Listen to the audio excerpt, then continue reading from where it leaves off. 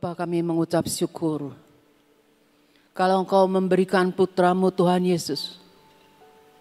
Dan kami mau menyatakan di hadapan-Mu bahwa Tuhan Yesuslah gembala kami.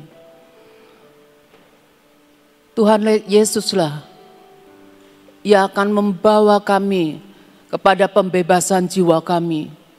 Kami mengucap syukur Engkau sanggup Tuhan untuk membuat jiwa kami beristirahat di dalam Engkau dan mengalami pembebasan, penebusan yang daripada-Mu. Terima kasih Tuhan, terima kasih, kami mengucap syukur.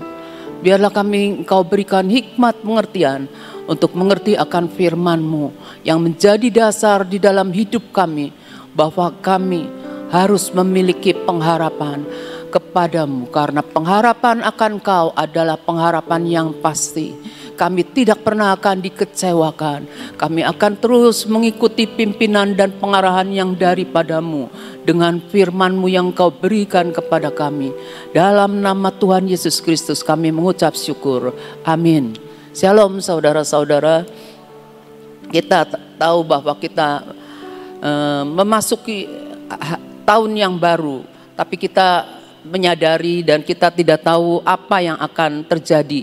Karena itu kita harus mempunyai pengharapan, memiliki pengharapan lebih dulu. Karena menghadapi badai hidup, dalam menghadapi badai hidup yang enggak tahu, karena kalau kita lihat di Alkitab kan, Tuhan Yesus membawa murid-muridnya, tiba-tiba datang angin ribut, tiba-tiba ada badai, sekonyong-konyong gitu ya. Jadi semuanya serba tiba-tiba gitu. Nah, kalau kita karena tidak tahu apa yang akan kita hadapi, maka kita ini harus punya kekuatan untuk menghadapi goncangan-goncangan jiwa. Ya, goncangan-goncangan jiwa seperti yang kita tahu, jiwa itu kan pikiran. Pikiran kita apakah tergoncang? Terus perasaan kita apakah tergoncang? Terus keinginan kita apakah tergoncang? Kalau kita lihat seperti misalnya yang serba tiba-tiba ya, seperti COVID gitu ya. COVID itu menyebabkan banyak orang kehilangan orang-orang yang dikasihi. Banyak orang yang kehilangan pegangan hidupnya, kehilangan pekerjaan. Terus banyak orang juga yang istilahnya kalau kita lihat gitu, orang sudah merencanakan mau nikah, tiba-tiba batal nikahnya. Bukan nikahnya batal, pestanya batal, dan nggak tahu makanannya dikemanain gitu ya. Ya pokoknya hal-hal itu kita sebagai anak-anak Tuhan, kita itu menghadapi semuanya, kita harus punya kekuatan yang dari Tuhan. Semua kita, kalau kita melihat itu semua, pasti kita pernah mengeluh. Entah kita sebagai ibu-ibu tuh banyak mengeluh ini itu pasti banyak lah ibu-ibu ya. Saya sih ngakui banyak mengeluh, tapi kita harus belajar di dalam keluhan itu kita harus menghadap pada siapa, dan kita menyampaikan satu keluhan yang akan memiliki harapan, yaitu dengan doa. Dengan doa kita ngomong sama Tuhan ya. Kita tahu misalnya nih ya, kita kalau berdoa ya, kita menghadapkan semua masalah kita, entah masalah keuangan, rumah tangga, ataukah masalah usaha, atau banyak masalah gitu ya. Nah, kita menghadapkan semua masalah. Kayaknya nih kita kalau doa, Tuhan cepet-cepet disingkirkanlah masalah ini, masalah itu. Cuma Tuhan, tolong Tuhan disingkirkan semuanya, di Tuhan angkat. Kalau kita lihat seperti misalnya kepompong ya. Kepompong kan di dalamnya kan ulat. Ulat itu ada di kepompong, pasti nggak betah. Tapi kita juga nggak bisa membantu ulat itu. Kalau kita membantu ulat itu malah bisa akan mati ya. Itu ulat itu kan bergerak. dalam hati ulat pasti mikir, kapan ya ini kepompongnya bisa sobek, kapan ya saya sebagai ulat ini bisa keluar dan menjadi sesuatu yang indah, yaitu kupu-kupu bisa terbang kemana-mana gitu ya. Indah kan dilihatnya. Nah, mau tidak mau ulat itu harus tinggal di dalam satu lingkungan. Nah, kita ingat, kita ini dalam menghadapi segala sesuatu, kita harus ada di lingkungan yang Tuhan mau. Karena di dalam lingkungan yang Tuhan mau, kita akan menjadi dikuatkan, ya, kita akan dinasihati. Nah, jangan keluar dari lingkungan yang Tuhan mau. Jadi kekuatan kita ambil. Kalau saya ngobrol sama suami saya ngomong gini, kalau saya dekat sama orang yang santai, saya akan jadi santai karena enak sih, asik sih gitu ya. Kalau saya dekat sama orang yang rajin, saya dipacu untuk rajin. Kalau saya dekat sama orang yang pemarah, saya kena imbasnya dan saya juga akan bisa marah. Nah, kita nih harus benar-benar tahu kalau kita mau memiliki pengharapan, kita harus dekat sama orang-orang yang tidak pernah akan putus asa. Tidak pernah akan pernah. Tapi jangan lupa, kita yang punya pengharapan, kita harus menarik orang yang sudah hampir jatuh. Kita harus tarik orang yang sudah jatuh. Sebab apa? Kita punya kasih. Kasih itu memperhatikan orang. Ya, kasih itu harus benar-benar, oh orang itu butuh saya, kita ulurkan tangannya. Nah, kita kalau kita lihat ya, yang tadi ya, kepompong itu belajar tinggal dalam satu lingkungan. Seperti seorang ibu yang lagi hamil ya. Coba kita lihat Mazmur 139 ayat 13, ada nggak yang B? Sebab Tuhanlah yang membentuk buah pinggangku, menenun aku dalam kandungan ibuku. Nah, ketika kita bakal bayi, kita itu ada di kandungan ibu, ya, ada di kandungan ibu. Tuhan yang menenun, tangan Tuhan yang membentuk kita. Nah, kalau belum waktunya, kita nih sebagai ibu yang hamil harus menjaga supaya jangan hamil prematur gitu tuh ya. Jadi kita benar-benar harus jaga. Jadi kita tahu tangan Tuhan itu yang membentuk akan kita. Nah, kalau kita lihat lagi ya, pasti orang-orang yang hamil itu mengharapkan, aduh berat, gendong-gendong ini apa namanya, gendong-gendong janin kemana-mana gitu ya, pengen cepet-cepet melahirkan gitu ya, pengen badannya nggak gondal-gandil gitu ya, kepengen cepet-cepet melahirkan. Nah, tapi kalau kita lihat ya, waktu kita sudah tepat 9 bulan lebih gitu ya, kita itu mengeluh apa? Aduh sakit perut sekali, pokoknya nggak ada obatnya gitu ya. Saya ingat waktu kehamilan pertama, saya pegang ranjangnya rumah sakit itu ya, saya pengen putusin deh ranjangnya, sakitnya luar biasa, ampun. Udah mau keluar, tidak keluar lagi. Aduh, pokoknya dalam hati, aduh, pokoknya saya ngeluh-ngeluh, tapi begitu, wah gitu ya, plong aja ya. Malah teman saya cerita, saya waktu bayi saya keluar, dia berteriak sampai seluruh rumah sakit yang dia inap itu mendengar teriakannya dia. Enak pek, plong. Iya memangnya gitu ya, memangnya iya.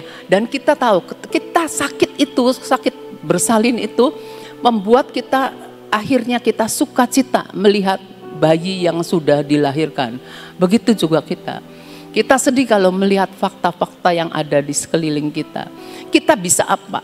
Enggak bisa apa-apa. Enggak ngerti politik, enggak ngerti apa, tapi kita punya Tuhan.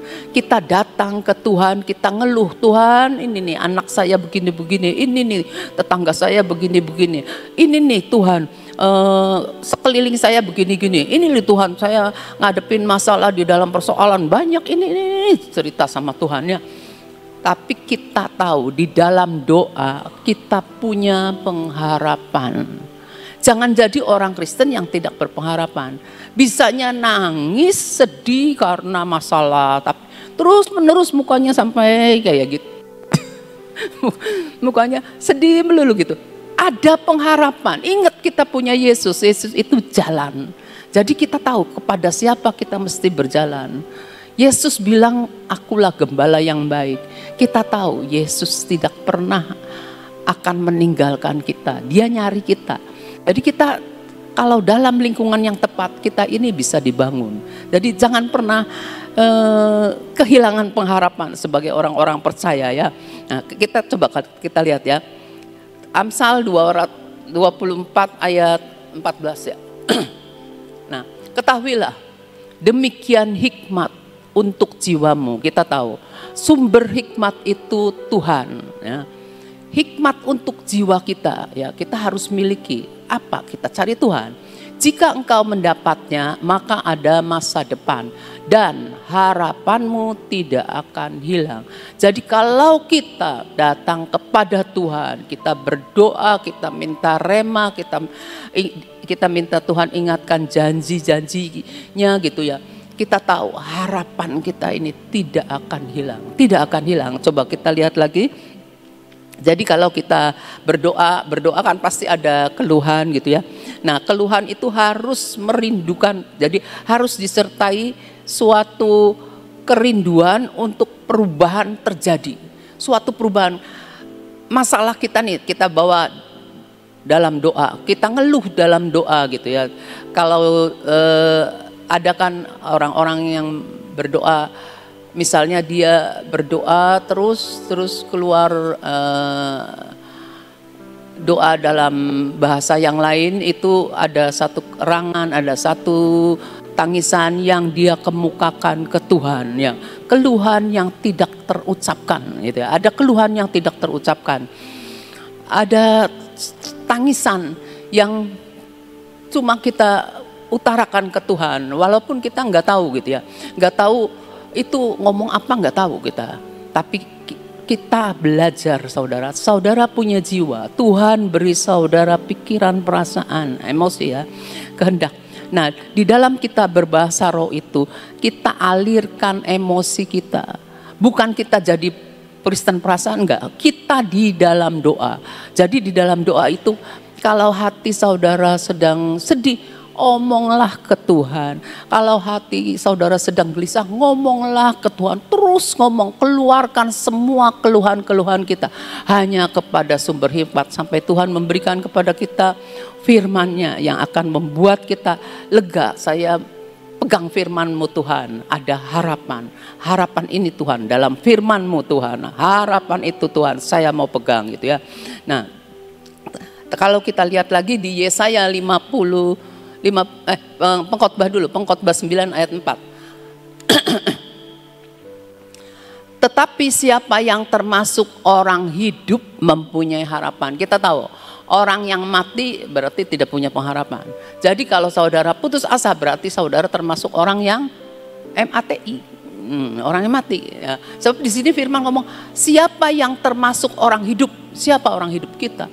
Kita nih anak Tuhan. Yesus ada dalam hidup kita. Dia adalah hidup. Aku adalah hidup. Yesus ngomong gitu kan.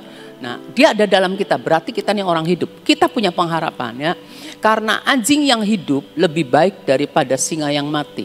Singa yang mati biarpun waktu hidupnya menakutkan. Tidak ada gunanya ketika mati. Coba anjing yang hidup galak. Anjing yang hidup begitu lihat orang asing dia bisa menyalak. Nah, anjing yang hidup lebih kelihatan galak daripada singa yang mati. Jadi kita tahu kita orang yang hidup punya pengharapan. Terus Yesaya 57 ayat 10.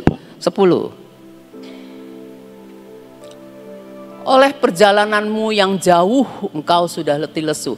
Kita menjalani tahun-tahun yang lalu termasuk jauh. Sekarang kita ngelihatnya barusan berapa bulan gitu ya, barusan hampir sebulan gitu ya, bentar lagi ganti tahun Imlek ya. Oleh perjalananmu yang jauh engkau sudah letih lesu, capek, apalagi nanti. Tapi ingat ya, Yesus adalah gembala kita.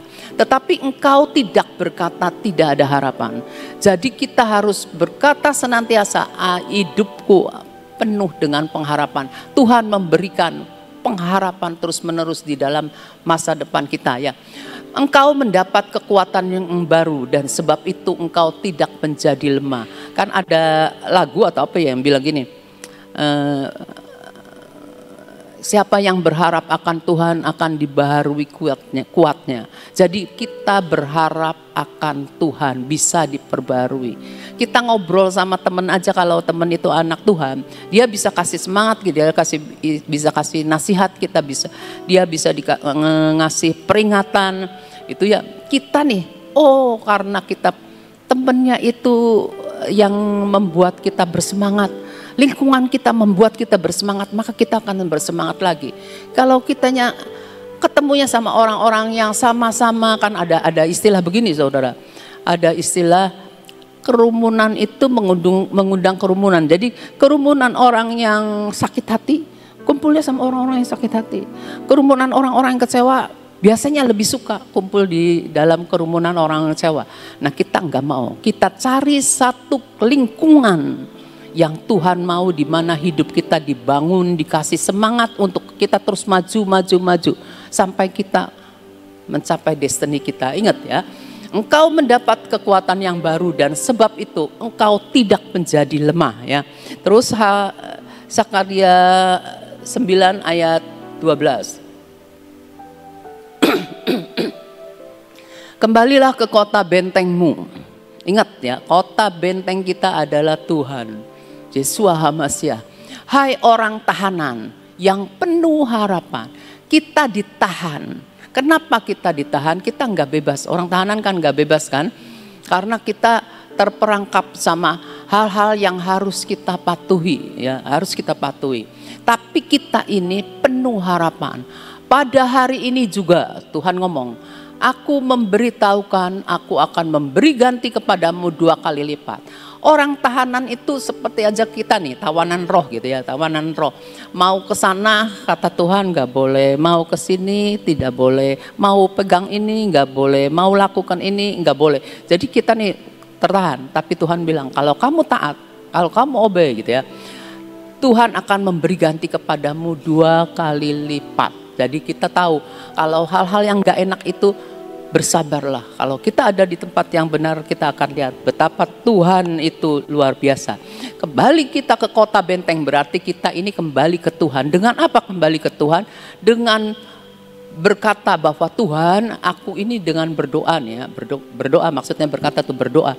Tuhan, aku ini mengharapkan Engkau. Saya tertahan, saya enggak bebas. Saya ini terikat sama istilahnya misalnya utang gitu ya.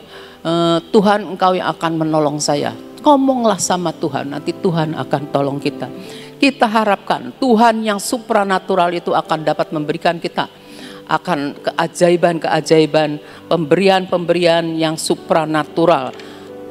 Khususnya kekuatan yang dari Tuhan itu amat sangat luar biasa. Nah, kita lihat ya, waktu kita percaya Tuhan Yesus ya, kita kan ditebus oleh darah Yesus. Waktu kita ditebus oleh darah Yesus itu, roh kita kan manusia itu punya roh, jiwa, tubuh.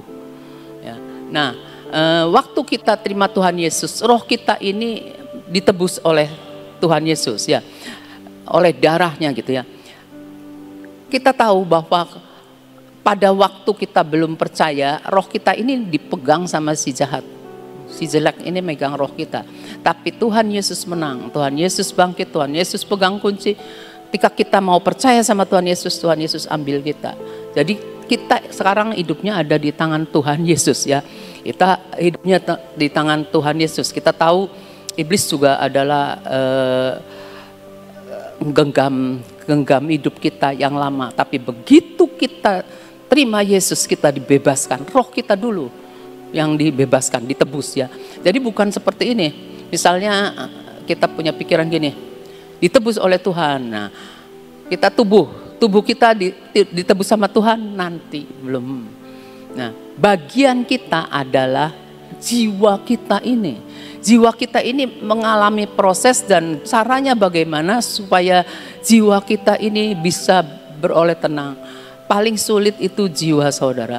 Kalau tubuh, mungkin orang yang nggak mungkin kan, misalnya begini, orang yang gemuk,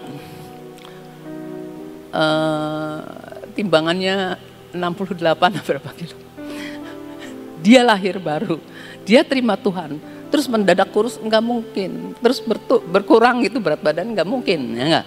Nah, roh yang ditebus ya. Sekarang jiwanya caranya bagaimana? Dengan baca firmannya. Dengan baca firmannya, kita nih hidup kita disesuaikan dengan firman. Sebab seperti ulat dalam kepompong, kemudian keluar jadi kupu-kupu yang indah. Jadi bentuknya tuh perubahannya drastis.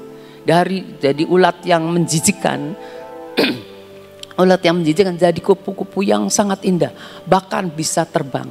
Makanannya berbeda. Kita juga makanannya harus berbeda. Pada waktu kita belum terima Tuhan Yesus, makanan kita apa? Waktu kita terima Tuhan Yesus, makanan kita berubah. Karakter kita juga berubah. Nah, kita harus baca firman. Nah, itu namanya bahwa kita nanti pada akhirnya itu kan firman kan, hidupku menggenapi firmannya gitu ya, firman Tuhan. Nah, jadi hidup kita ini ketika kita udah ditebus, kita itu hidupnya menggenapi firman. Menggenapi firman berarti kita ini hidup dalam harapan. Karena firman itu adalah harapan buat kita. Harapannya, makanan kita ya yang baru ya. Nah, terus kita lihat ya, pada akhir hidup kita, tubuh itu akan diubahkan oleh Tuhan. Kita mengalami transformasi. Kita kan, tubuhnya model gini, modelnya. Nah, kita akan mengalami transformasi ya, di mana diubahkan dengan tubuh kemuliaannya. Manusia semua menderita secara fisik itu oleh karena dosa Adam. Kita tahu, sehingga semua makhluk karena dosa Adam ditaklukkan pada kesia-siaan. Kita lihat Roma 8 ayat 20 sampai 22. Roma 8. Karena seluruh makhluk telah ditaklukkan kepada kesia-siaan. Semua sia-sia ya. Ngerjain apa aja sia-sia tanpa Tuhannya. Bukan oleh kehendak makhluk itu sendiri, tetapi oleh kehendak Dia yang telah menaklukkannya. Terus 21. Tetapi dalam pengharapan. Jadi walaupun kita ditaklukkan lagi-lagi, kita jatuh, lagi-lagi kita jatuh, tapi kita ingat sebagai anak Tuhan, kita ini ditaklukkan supaya kita berharap sama Tuhan, tetapi dalam pengharapan. Karena makhluk itu sendiri juga akan dimerdekakan dari perbudakan kebinasaan dan masuk dalam kemerdekaan kemuliaan anak-anak Allah. Kita rindu pernyataan kemuliaan anak-anak Allah itu, sangat kita rindukan. Nah, di akhir-akhir menjelang memasuki akhir zaman ini. Terus 22. Sebab kita tahu bahwa sampai sekarang segala makhluk sama-sama mengeluh dan sama-sama merasa sakit bersalin. Perempuan sakit bersalin, orang laki juga sakit bersalin. Karena apa? Karena merindukan sesuatu yang bisa segera berubah ya, merindukan suatu perubahan ya. Jadi orang laki juga mengeluhkan, umpama sakit kaki mengeluh enggak? Mengeluhkan. Sakit perut mengeluh. Sakit apa aja mengeluh, semua orang mengeluh. Anjing pun, saya contohnya anjing aja ya saudara, paling gampang sih. Anjing pun kalau sakit ya itu bisa melolong kan, cuma saya nggak bisa melolong gitu. Anjing saya kejepit melolong. Kata saya itu anjing tuh lagi nangis tuh. Saya bilang sama suami saya karena malam-malam. Udah jadi bebaskan, kata saya tuh. Enggak apa-apa. Itu enggak apa-apa. Kata suami saya sih nggak bisa. Saya nilikin keluar anjing saya. Kenapa? Ya kejepit gitu. Jadi nanti semua makhluk, jadi semua orang tuh punya keluhan. Semua punya keluhan. Nah, kita harus menyadari, tapi kita punya pengharapan. Senantiasa ingetin ya. Terus Nah, sekarang kita lanjut ke ini 23 sampai 25. Dan bukan hanya mereka saja, tetapi kita yang telah menerima karunia sulung roh. Karunia sulung roh itu gini, kita terima Roh Kudus. Kita ini punya karunia sulung roh. Jadi kita tuh punya karunia sulung roh karena kita sudah terima Roh Kudus. Kita juga mengeluh dalam hati kita sambil menantikan pengangkatan sebagai anak, yaitu pembebasan tubuh kita. Kita bisa mengalami pembebasan tubuh kita kalau kita sudah terima karunia sulung roh. Kita menantikan pengangkatan. Ini anak saya, kata Tuhan, diangkat lebih dahulu. Nah, kita ingat ya, menantikan pengangkatan sebagai anak, yaitu pembebasan tubuh kita. Penebusan Yesus itu menebus tubuh kita nanti setelah kita ketemu sama Tuhan ya. Terus kita lihat lagi, sebab kita diselamatkan dalam pengharapan. Nah, perhatikan ya, diselamatkannya dalam pengharapan. Tetapi pengharapan yang dilihat bukan pengharapan. Jadi yang dimaksud pengharapan itu apa? Sebab bagaimana orang yang masih mengharapkan apa yang dilihatnya. Jadi kita pasti mempunyai pengharapan pada sesuatu yang belum kita lihat ya. Ayat 25. Tetapi jika kita mengharapkan apa yang tidak kita lihat, kita menantikannya dengan tekun. Nah, yang namanya dengan tekun ini zaman now. Zaman sekarang nih orang pengennya instan, cepet. Pengennya nggak mau tekun lagi. Nah, kalau kita nggak mau tekun repot, saudara. Kita nih harus mulai segala sesuatu, harus punya dasarnya. Jangan sampai kita ini nggak punya dasar, kelihatannya bagus, tapi ketika angin gede langsung aja ambruk. Enggak ya, kita mau hidup dengan tekun. Ada firmannya kan tentang ketekunan. Kalau kamu itu ngalami kesengsaraan itu, Tuhan lagi membuat kamu tekun untuk setia gitu ya. Nah, terus kita lihat udah ya 25. Nah, jadi kita itu benar-benar belajar berdoa untuk kita itu merindukan. Jadi dalam kita mengeluh, dalam kita aduh ini begini, kita harus punya kerinduan, rindu akan sesuatu yang belum kita lihat. Dan sesuatu itu adalah harapan yang belum kita lihat. Jadi jangan sia-siakan waktu yang ada ya. Punyai harapan dan pegang karunia sulung roh kita, jangan kehilangan ya. Nah, kita diangkat jadi anak ya, ditebus sebagai anak Tuhan, dan kita harus menyadari makanan kita harus berubah. Banyak orang termasuk saya juga suka, karena banyak yang bisa dilihat ya di HP itu, banyak yang bisa dilihat. Suka hanyut, hanyut. Nah, buang waktu itulah. Itu aja yang saya bisa bagikan. Terima kasih, Tuhan berkati. Saudara bicara tentang pengharapan ya. Setiap orang kalau tidak punya pengharapan, dia itu cepat mati. Sungguh. Kalau orang tidak punya pengharapan, cepat tua. Ya. Saya berdoa kita ini adalah orang yang berbeda. Orang yang selalu punya pengharapan. Artinya begini, dalam kehidupan kita punya pengharapan.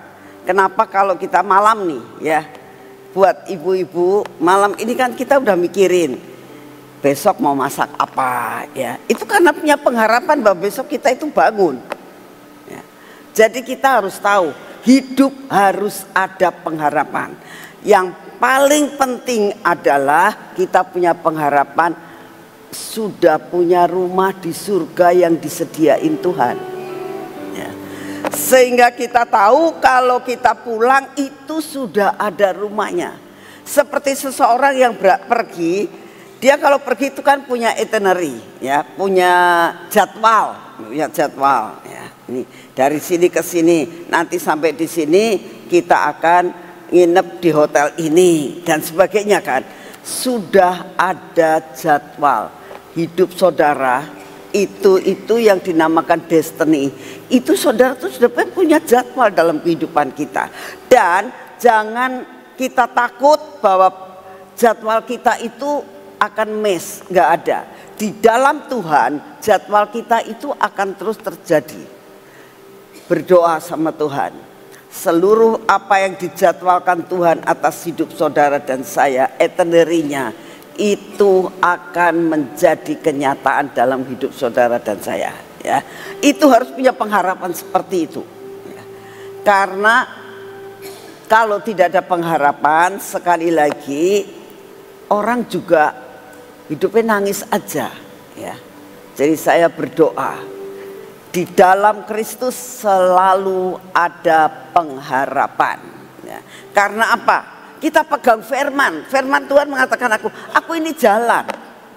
Saat tertutup jalannya, ingat, aku ini jalan. Jadi kalau kita ada di dalam Kristus pasti ada. Amin. Yuk kita berdoa. Terima kasih buat firman-Mu hari ini Tuhan. Buat hari ini Kau bangkitkan iman kami. Bahwa kami punya pengharapan. Kami memiliki pengharapan karena kami ada di dalam Engkau. Dan buat kami berpegang kepada firman-Mu bahwa Engkau adalah jalan Tuhan. Jadi pada masa-masa kami dalam menghadapi akan padang gurun yang cukup panas, pada waktu kami menjalani akan jalan-jalan yang becek, saat kami menghadapi jalan-jalan yang berkerikil, kami tahu Tuhan, Engkaulah jalan. Selalu ada jalan dan selalu ada jalan. Kami percaya Tuhan. Kami percaya akan Engkau. Selalu ada jalan. Terima kasih Tuhan. Terima kasih. Kami sangat percaya selalu ada jalan. Terima kasih Tuhan. Kami mau menyerahkan semua persoalan kami ke dalam tangan-Mu Tuhan. Baik sakit penyakit yang Kau izinkan terjadi dalam hidup setiap saudara-saudara kami ini. Maupun persoalan di dalam keluarga, persoalan istri, persoalan suami, kemelut yang ada di dalam rumah tangga, anak-anak Tuhan, cucu-cucu. Saat ini kami datang di hadapan-Mu Tuhan. Hari ini kami mendengar suatu kabar sukacita, miliki pengharapan. Dan kami percaya di dalam Engkau ada pengharapan. Karena di dalam Engkau ada jalan. Terima kasih Tuhan, kami mau menyerahkan semua persoalan yang kami hadapi. Angkat kami saat kami dalam keadaan kesesakan. Hibur kami Tuhan saat kami merasakan dalam tindihan hati yang berat. Beri kekuatan dan penghiburan-Mu. Beri kekuatan ekstra dalam hidup kami. Dimanapun kami berada, datanglah Tuhan. Dan berikan kami kekuatan. Buat kami mendengar berita hari ini. Untuk masuk di dalam komunitas yang benar. Terima kasih untuk kasih setia-Mu. Terima kasih Tuhan Yesus. Terima kasih Tuhan Roh Kudus. Terima kasih ya Tuhan, saat ini kami datang ke dalam nama-Mu Tuhan. Kami mau berdoa buat hari Selasa ini. Engkau mengadakan suatu event yang luar biasa. Engkau menyediakan minyak urapan lemak Tuhan. tidak ada sesuatu minyak seperti yang Engkau sediakan untuk hari Selasa ini. Tuhan Yesus, siapkan hati kami layak menerima kelimpahan untuk menjalani tahun ini. Terima kasih untuk semua persiapan yang kami lakukan, Engkau yang akan mengaturnya Tuhan. Kami juga berdoa untuk jemaat-Mu yang datang dari luar kota dan luar Jawa. Kami minta di dalam nama-Mu, semua ada di dalam perlindungan yang daripada-Mu. Berangkat selamat, pulang selamat. Jaminan-Mu sangat sempurna. Terima kasih untuk semuanya. Bapa, saat ini kami datang di dalam nama-Mu Tuhan Yesus. Kami juga berdoa untuk bangsa dan negara kami. Kami tetap mau berdoa buat Bapak Presiden dan Wakil Presiden, buat mereka sejalan, sederap, selangkah Tuhan. Unity untuk menentukan akan semua program-program pemerintah selama 5 tahun ini. Kami juga berdoa biarlah hikmat yang daripada-Mu turun atas mereka, kerjasama yang luar biasa pada setiap menteri dan kabinet yang ada. Terima kasih untuk semuanya. Semua aparat negara kami biarlah ditata dengan baik Tuhan, sehingga benar-benar Pancasila menjadi dasar buat negara kami. Terima kasih untuk kasih setia-Mu. Bapak, saat ini juga kami tetap berdoa untuk bencana alam Tuhan. Terus setiap hari kami tidak berhenti-berhentinya kami berdoa untuk bencana alam ini Tuhan. Tolong Tuhan supaya Engkau sendiri yang akan mengendalikan keadaan bencana alam. Apapun yang Kau izinkan terjadi, buat secara minimal Tuhan.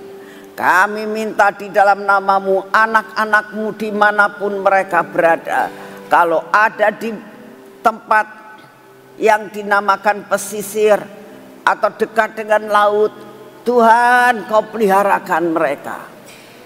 Kalau dalam perjalanan naik kapal, Engkau peliharakan mereka Tuhan. Kami sungguh merindukan Engkau tidak pernah meninggalkan anak-anak-Mu. Kami berdoa juga Tuhan pada saat ini, lempengan-lempengan yang ada di bawah bumi Tuhan, Engkau yang akan mengaturnya sampai Engkau menahannya Tuhan. Terjadi sesudah Engkau datang untuk kedua kali. Kami persembahkan semua kepadamu, buat keamanan dalam hidup kami sepanjang tahun ini. Terima kasih untuk kasih setia-Mu. Semua usaha dan pekerjaan kami hari demi hari Tuhan, Engkaulah yang memimpin sampai jatah kami tidak akan tercecer. Terima kasih untuk kasih setia-Mu. Kami tetap minta kekuatan kesehatan yang daripada-Mu Tuhan. Beri kami kekuatan kesehatan yang sempurna, daya tahan tubuh yang daripada-Mu. Terima kasih untuk semua dalam nama Tuhan Yesus. Mari kita bangkit berdiri dan kita akan masuk dalam pengurapan.